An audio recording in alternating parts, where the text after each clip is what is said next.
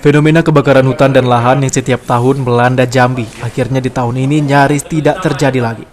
Dengan inovasi sistem asap digital, kepolisian daerah Jambi mampu ikut mencegah kebakaran hutan dan lahan tersebut.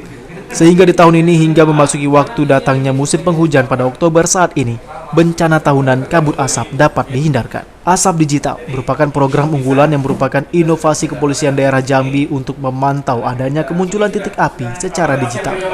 Menurut Kapolda Jambi, Irjen Pol Firman Santiabudi, program asap digital merupakan bentuk inovasi yang dilakukan pihak kepolisian daerah Jambi menjawab arahan Presiden Jokowi dalam rangka pencegahan kebakaran hutan dan lahan di Jambi secara terukur. Ini menindaklanjuti dari instruksi dari Bapak Presiden, dari Bapak Kapolri, ya, dan seluruh kementerian dan badan, dalam hal ini BPBD tingkat pusat, untuk mengantisipasi kebakaran yang pernah dialami oleh Jambi pada tahun 2019 sampai sedemikian buruk.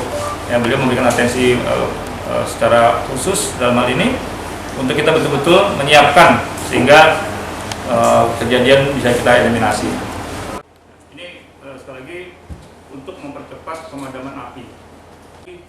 Melihat keberhasilan sistem asap digital ini, Kapolda Jambi Irjen Pol Firman Santiabudi berharap program asap digital yang diinisiasi untuk meminimalisir terjadi kebakaran hutan dan lahan di Jambi ini kedepannya dapat dijadikan program nasional. Nomor kontak personnya di perusahaan itu. Ini sekali lagi untuk mempercepat pemadaman api. Dari Jambi, Bayu Alfarizi, Muhammad Aji, TV One mengabarkan.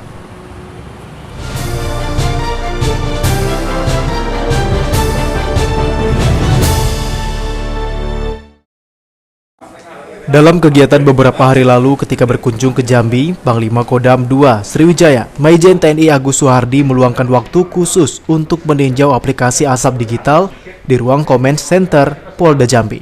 Pangdam mengapresiasi aplikasi asap digital yang digagas oleh Kepolisian Daerah Jambi tersebut, karena selain real-time, keunggulan aplikasi pemantau asap melalui CCTV tersebut mampu mendeteksi kebakaran hutan dan lahan secara dini, sehingga dapat dicegah sebelum kebakaran meluas. Menurut Pangdam II Sriwijaya, dengan adanya aplikasi digital, CCTV dapat memantau langsung timbulnya asap dari kejauhan, sehingga pencegahan dan penanggulangan dapat cepat dilakukan sebelum api membesar dan meluas membakar hutan dan lahan, karena terpantau langsung setiap saat dari ruang kendali di Command Center. Bukan hanya itu saja, kelebihan CCTV asap digital ini selain dapat memantau hingga radius 7 km, juga dapat berputar 360 derajat serta mengukur kelembaban udara hingga memantau personel di lapangan. Kalau menurut saya ini ide Kapolda yang luar biasa. Karena dengan digital asap ini kita dari sini sudah bisa mendeteksi. Jangankan api, asap saja sudah bisa deteksi sehingga pencegahannya, penanggulangannya akan lebih cepat. Jadi ide yang luar biasa ini menurut saya nantinya akan dikembangkan sama Kapolda, akan sampai ke seluruh pemantauan wilayah Jambi ya. Dalam penerapan aplikasi asap digital ini, Kepolisian Daerah Jambi juga menjalin kerjasama dengan Telkom dalam rangka memasang CCTV di sejumlah titik rawan karhutla dan dapat langsung dipantau dari ruang kendali Command Center di Mapolda Jambi. Saat ini 30 titik telah dipasangi CCTV, tersebar di daerah rawan terjadinya kebakaran hutan dan lahan di Jambi. Dari Jambi, Bayu Alfarizi, Muhammad Aji, TV One mengabarkan.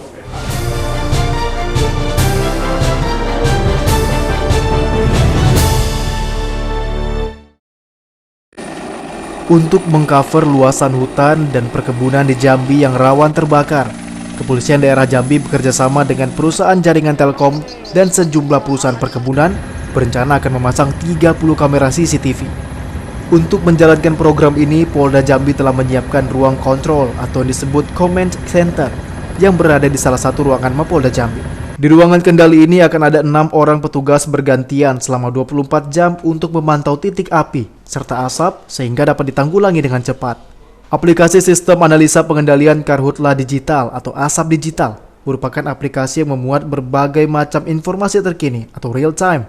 Inovasi ini pun memiliki banyak keunggulan, di mana kamera CCTV yang dipasang tersebut selain dilengkapi wiper, kamera dapat memantau timbulnya asap, juga dapat mendeteksi kelembapan udara serta hotspot dan data perakiraan cuaca.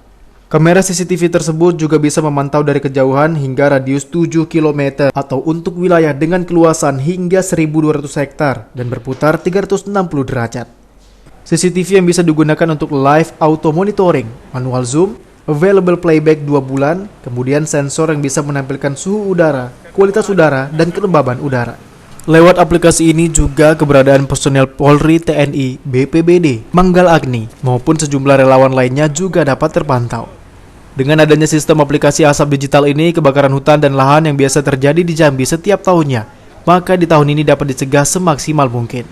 Dengan keberhasilan mengendalikan dan meminimalisir terjadinya bencana kebakaran hutan, lahan, serta kabut asap, Polda Jambi terus berupaya mensosialisasikan program tersebut di berbagai kegiatan diskusi dengan berbagai pihak lainnya, agar aplikasi ini dapat dijadikan program nasional yang bisa dicontoh oleh daerah lainnya yang rawan terjadi karhutla. Lebih jelas saya bicara. Seperti yang disampaikan oleh Pak Danrem, bahwasanya saya akan paparkan tentang asap digital. Di dalam FGD tentang pencari solusi permanen, maka kami menawarkan ada hal yang positif untuk kita ambil di sini. Lanjut. Yang menyebabkan permasalahan karhutla, Presiden yang disampaikan oleh Pak Gubernur tadi mengatakan 99% adalah karena ulah manusia yang ada di Provinsi Jambi ini dan juga kepada 7 provinsi yang ada di Indonesia yang terkena dampak daripada karhutla. Dengan apa? Mungkin dengan Kementerian.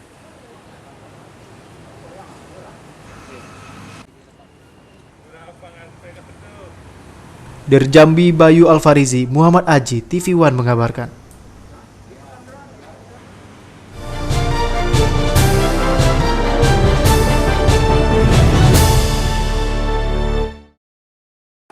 Meningkatnya pengguna sepeda di masa pandemi COVID-19 mendapat perhatian khusus dari pemerintah Kota Palembang. Setelah sebelumnya membuat jalur khusus sepeda, kali ini Sekretaris Daerah Kota Palembang melakukan grand opening Epicycle yang dapat menjadi rumah komunitas sepeda. Tidak hanya menyediakan menu sehat bagi komunitas sepeda, Epicycle menyediakan fasilitas cuci sepeda, servis, hingga ruangan ganti baju. Meski melakukan grand opening, namun tetap dilakukan dengan mematuhi protokol kesehatan. Usai meresmikan Epicycle, Sekda Kota Palembang melakukan goes bareng bersama 80 komunitas sepeda dan mengunjungi pensiunan ASN yang sakit. Sekda Kota Palembang juga meninjau 2 lapangan yang akan digunakan saat Piala Dunia U20 tahun 2021, yakni lapangan Hatta dan Stadion Bumi Sriwijaya. Kegiatan hari ini pertama kita grand opening dari Epicycle tadi, terus ada lebih kurang 80 komunitas. Setelah itu, sebagaimana kegiatan rutin kita, ASN dan non-PNSD bersepeda, kita mengelilingi, pertama mengunjungi dari staf PUPR yang sudah pensiun tadi terbaring sakit. Kita kasih bantuan secara spontan dari para anggota. Kita lanjut pada hari ini, karena kita akan mendemamkan persiapan U20 kejuaraan dunia sepak bola, maka kita meninjau lapangan Hatta dan setelah ini akan kita tinjau lagi lapangan Kamboja. Sebenarnya di ED-nya semuanya sudah siap, tinggal penganggaran saja. Akan tetapi setelah kita cross check dan menurut laporan dari Ketua PSSI Kota Palembang, dari PUPR, dari Dispora, ini memang membutuhkan biaya lebih besar ketimbang dari lapangan Kamboja. Maka dari itu kita tetap memiliki komitmen untuk sarana prasarana tetap akan kita perbaiki. Dari Palembang, Sumatera Selatan, Ganda Kopatra, TV One mengabarkan.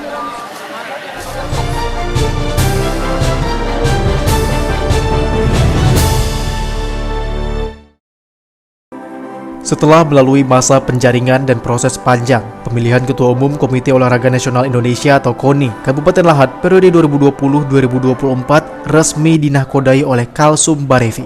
Pelantikan Ketua Umum KONI ini digelar di Gedung Olahraga Bukit Tunjuk Kabupaten Lahat dengan dihadiri oleh Gubernur Sumatera Selatan, Ketua KONI Sumatera Selatan, Bupati Lahat, serta Forkopimda. Gubernur Sumatera Selatan Herman Deru berpesan kepada pengurus KONI Lahat yang baru dilantik agar betul-betul berorientasi pada prestasi olahraga. Dan ia pun berharap semua itu harus dibangun dengan keaslian pemain daerah, bukan sebaliknya. Bangga menggunakan atlet dari luar demi menorehkan prestasi. Jangan disorientasi. Untuk KONI orientasinya adalah prestasi. Tapi juga pembinaan ini harus dengan keaslian. mulailah dari saat ini untuk tidak bangga menang karena atlet yang ngebon dari tempat lain. Karena ini betul-betul ajang kita menempa prestasi. Ini untuk KONI. Sementara itu, Ketua KONI Lahat, Kalsum Barevi mengaku siap menghadapi tantangan serta menjalankan amanat menjadi Ketua KONI dengan menorehkan prestasi pada ajang Porprov tahun 2021 di Oku Raya, serta menjadi tuan rumah Porprov tahun 2023 di Kabupaten Lahat. Kami akan mengadakan rapat kerja untuk membahas persiapan ke depan. Jadi kami menekankan seluruh cabur-cabur di Kabupaten Lahat yang sudah untuk siap bertanding berlaga di Porprov 2021 di Oku Raya. Dari Kabupaten Lahat, Sumatera Selatan, Ahmad Yudiansyah, TV One mengabarkan.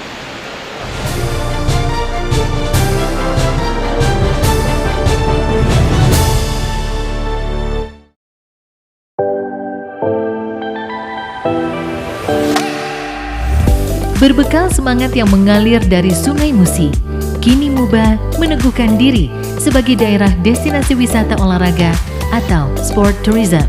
Terbukti dengan adanya Kejurnas Moto Prix, Muba Auto Asian Gymkhana, Muba International Supermoto yang diadakan di Skyline International Circuit, serta ke depan akan semakin banyak agenda sport tourism yang akan diadakan di Muba. Pesona Muba siap meramaikan hari-hari nan ceria sepanjang tahun, bersamaan dengan agenda wisata yang telah tertata. Bekarang, Bongen, Festival Randik, Muba Expo. Dengan keramahan khas Melayu, Muba yang siap menyambut kemajuan pariwisata di bumi Serasan Sekate ini. Pesona Indonesia.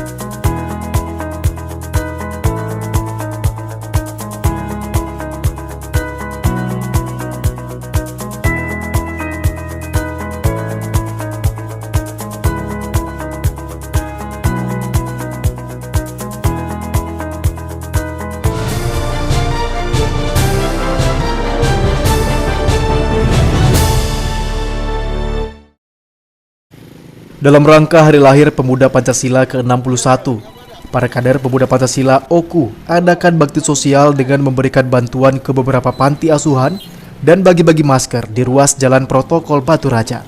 Meskipun status kepengurusan MPC PP Oku sedang dibekukan dimisioner pasca deadlocknya Muscap PP MPC Oku tahun lalu. Namun semangat para anggota kader PP Oku tidak pernah kendur dalam kepedulian terhadap kepentingan organisasi dan masyarakat. Aksi baksos yang dimotori pembina kader PP Oku, Teddy Melwansyah ini berupa pemberian bantuan ke beberapa panti asuhan di Batu Raja dan bagi-bagi masker di ruas Jalan Protokol Kota Batu Raja. Kader Pemuda Pancasila Kabupaten Oku melakukan bakti sosial dalam rangka memperingati lahirnya Pemuda Pancasila. Mudah-mudahan ini dapat membantu di kala daerah kita sekarang ini, khususnya Kabupaten Oku, sedang mengalami pandemi wabah virus corona atau COVID-19. Kami Pemuda Pancasila Kabupaten Oku bertekad tidak hanya sekedar memainkan wacana atau retorika. Kami lakukan ada gerakan nyata untuk membantu para sesama yang mudah-mudahan tadi bermanfaat bagi orang-orang yang membutuhkan. Kami melakukan bakti sosial pemberian sembako ke beberapa panti asuhan, pembagian masker tadi ya. Teddy Melwansyah selaku pembina kader PP Oku berharap dengan bertambahnya usia Pemuda Pancasila yang ke-61, para kader PP Oku tetap menjaga solidaritas. Teddy juga menegaskan bahwa Pemuda Pancasila Oku tidak hanya sekedar memainkan wacana atau beretorika, namun Pemuda Pancasila Oku melakukan gerakan nyata untuk membantu sesama. Teddy berharap dengan dilaksanakannya bakti sosial oleh Pemuda Pancasila Oku dapat meringankan beban panti asuhan dalam masa pandemi yang sedang dihadapi. Dari Ogan Komering Ulu, Sumatera Selatan, Herman Sawiran, Bagus Mihargo, TV One mengabarkan.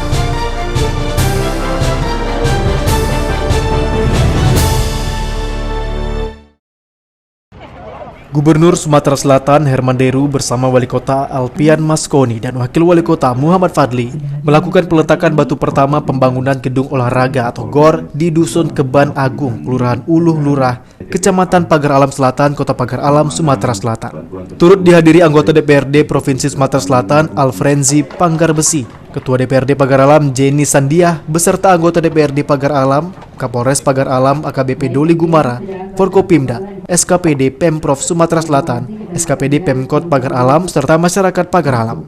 Bantuan yang diprakarsai Gubernur Sumatera Selatan tersebut merupakan bantuan dari PT Bukit Asam atau PTBA melalui program Corporate Social Responsibility atau CSR berupa pembangunan gedung olahraga. Wali Kota Pagar Alam Alpian Maskoni mengatakan GOR ini merupakan bagian dari cita-cita Kota Pagar Alam untuk memiliki pusat olahraga atau sport center dalam memenuhi kebutuhan masyarakat Pagar Alam akan fasilitas olahraga.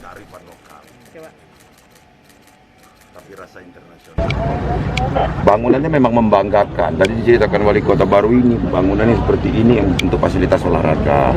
Tapi sebenarnya belum cukup juga. Belum cukup. Apa belum cukup? Ini harus menjadi peran untuk menggali potensi pemuda di sini.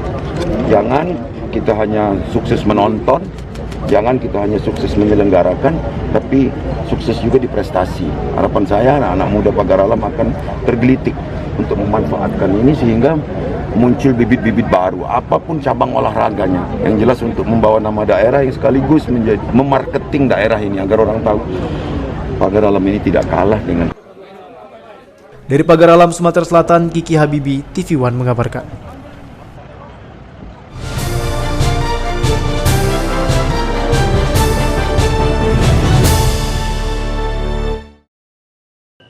Sejak menjabat selama sebulan, berbagai terobosan dan gagasan dilakukan penjabat sementara Gubernur Kepri Bahtiar Baharudin dalam upaya menekan kasus penyebaran dan kematian COVID-19 di wilayah Provinsi Kepri.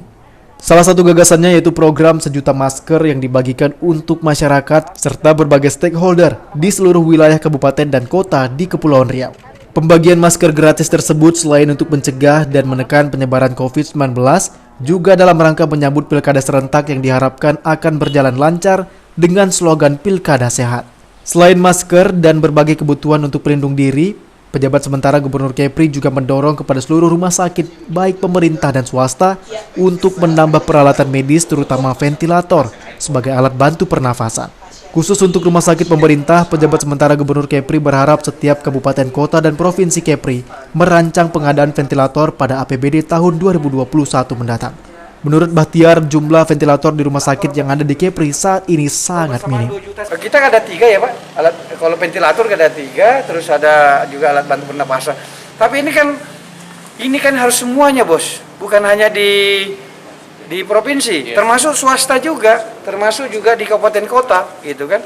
Nah penduduk terbanyak ini kan malah Pulau Batam. Alat seperti itu saya nggak tahu datanya secara real, tapi saya dorong betul karena saya mencek beberapa tempat sedikit sekali. Bayangkan kalau 10 orang masuk sesak napas. Sementara untuk menunjang kesehatan dalam pencegahan COVID-19, pejabat sementara Gubernur Kepri yang juga menjabat sebagai Dirjen Politik dan Pemerintahan Umum di Kementerian Dalam Negeri tersebut menggagas dan mengajak para ASN di lingkungan Provinsi Kepri untuk aktif berolahraga serta melakukan kegiatan menanam pohon buah sebagai bentuk mendukung ketahanan pangan. Dari Tanjung Pinang, Kepulauan Riau, Kurnia Saifullah Khairullah, TV One mengabarkan.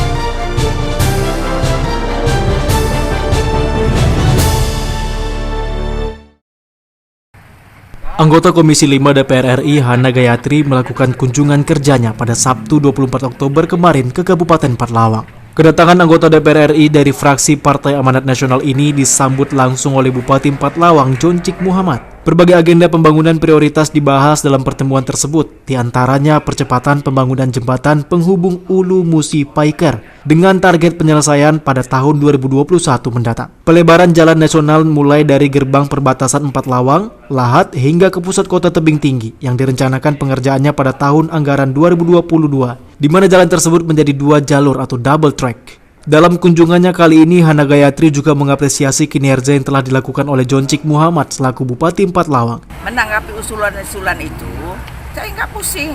Apa yang ada yang saya dapat, saya akan kasihkan ke Empat Lawang. Kemungkinan dari beberapa usulan itu bisa direalisasikan untuk depan? Insya Allah itu semua kehendak Allah. Tapi kita berusaha sedapat mungkin, kita harus secepatnya bekerja supaya tidak ketinggalan, khususnya untuk Empat Lawang. Selain infrastruktur jalan dan jembatan, Pemkab Empat Lawang juga mengajukan beberapa usulan lainnya, diantaranya sarana penunjang pengendali dampak lingkungan hingga penataan pemukiman sehat. Jembatan Pot-Pot, kalau bukan karena perjuangan Bu Hana, tidak masuk. Karena itu bukan menjadi kewenangan pemerintah pusat. Itu jalan kabupaten, bahkan ruas penghubung jalan kabupaten. Nah, berkat ada beliau, bisa diperjuangkan di Kementerian PUPR, itu menjadi diskresi menteri. Sehingga dibangun, sekalipun tahun jamak, Mutius, Tauri, dan selesai tahun depan. Ini sangat bantu. Yang lain-lain banyak sekali.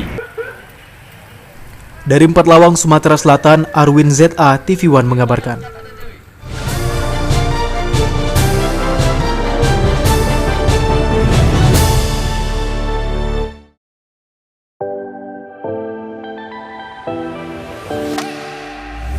Berbekal semangat yang mengalir dari Sungai Musi, kini Muba meneguhkan diri sebagai daerah destinasi wisata olahraga atau sport tourism.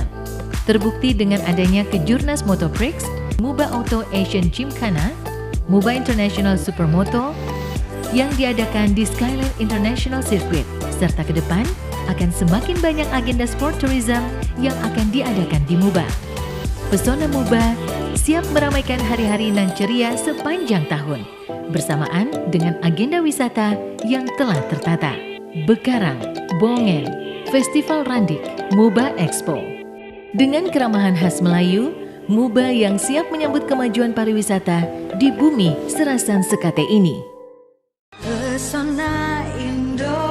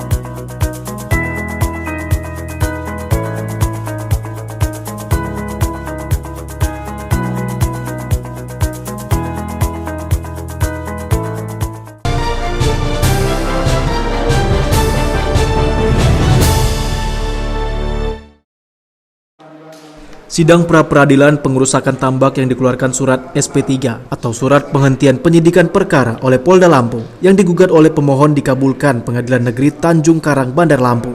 Hakim tunggal mengabulkan gugatan pengerusakan tambak udang di Kabupaten Pesisir Barat oleh 4 orang tersangka Satpol PP. Diketahui Polda Lampung mengeluarkan surat SP3 terhadap 4 orang tersangka Satpol PP Kabupaten Pesisir Barat setelah melakukan gelar perkara dengan pengawasan penyidikan atau Wasidik Mabes Polri. Sidang putusan gugatan pra-peradilan pengerusakan tambak udang milik Seni Syarif, warga Kabupaten Pesisir Barat yang dikeluarkan surat SP3 oleh Polda Lampung digelar di Pengadilan Tanjung Karang, Bandar Lampung. Hakim tunggal Ismail Hidayat di Pengadilan Negeri Tanjung Karang mengabulkan permohonan pemilik tambak Seni Syarif. Hakim tunggal Ismail Hidayat di Pengadilan Negeri Tanjung Karang mengabulkan permohonan pemilik tambak Seni Syarif. Hakim memutuskan status tersangka yang ditetapkan kemudian dibatalkan kembali oleh Polda atas perintah Mabes Polri atau kembali dilanjutkan kepada 4 tersangka yang merupakan PNS dan honorer Pol PP Pesisir Barat. Jadi ya tentunya diapresiasi lah mereka mengabulkan permohonannya. Tapi memang agak menjadi beda tafsir menurut saya. Dan disidangkan di pengadilan untuk memastikan apakah perkara ini memenuhi unsur pidana atau tidak, apa tersangkanya juga bersalah apa tidak, yaitu yang mau menentukan adalah pengadilan. Kemudian karena air tidak bisa masuk, HDPE saya itu tidak bisa tanpa adanya air. Itu pun hancur. Jadi betul-betul kerugian saya sangat besar. Kira-kira berapa rupiah Bu? Sekitar kurang lebih 2,5 M. Dari Bandar Lampung, Pujiansyah, TV One mengabarkan.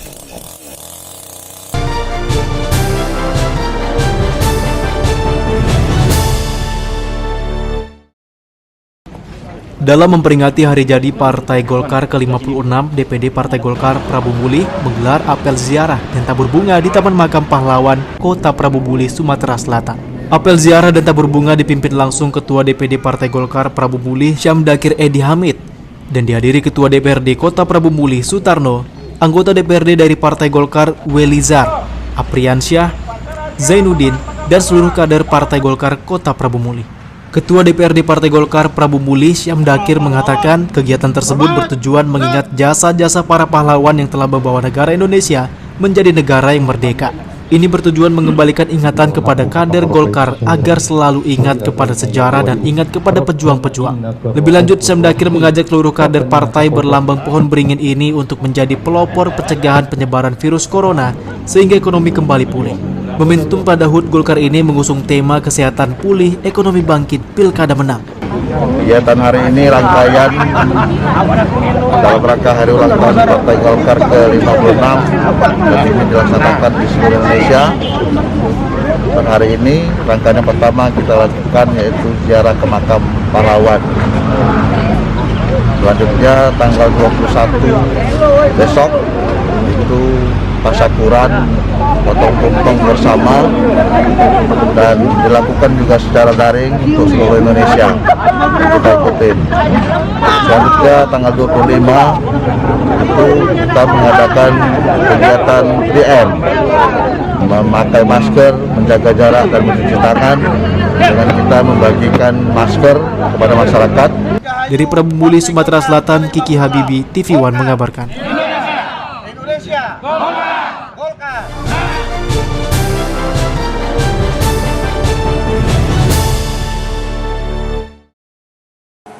Untuk membantu meringankan beban petani karet, pemerintah Musi Banyuasin, Sumatera Selatan meresmikan pabrik aspal karet.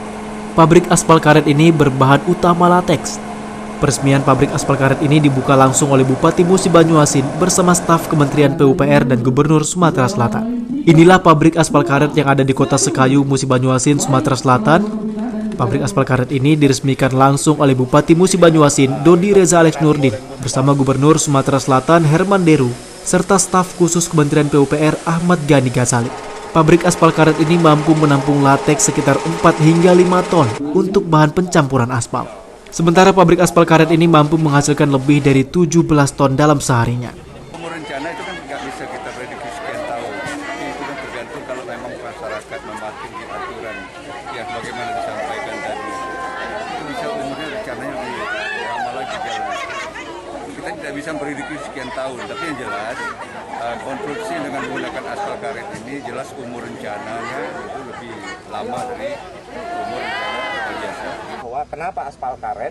Karena dibanding dengan alternatif lain seperti misalnya aspal plastik atau aspal yang dari besi, serbuk besi, aspal karet ini langsung menolong tingkat masyarakat pendapatan langsung ke petani. Kalau aspal plastik isu lingkungan, tapi kami ini adalah bisa mengangkat dari harga petani yang jatuh. Usai meresmikan pabrik aspal karet, Bupati Musi Banyuasin langsung mengecek pengaspalan jalan yang menggunakan aspal karet ini. 120 hektar tadi ya. Dari Musi Banyuasin, Sumatera Selatan, Puja Kusuma, TV One mengabarkan.